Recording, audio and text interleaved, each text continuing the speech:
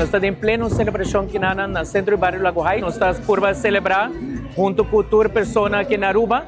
Para nos orgulho, nossa identidade.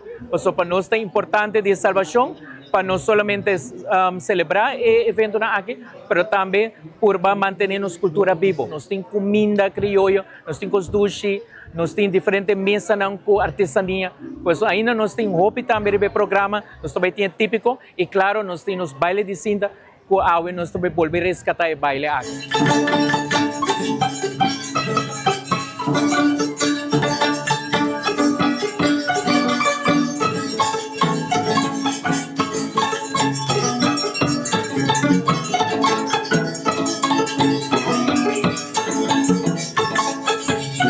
Também tem mais atividade sobre nós de Fundação Taquere, com os meses de 13, o que tem nossa cultura mais cerca de nós, pois nós também temos hobby mais celebração.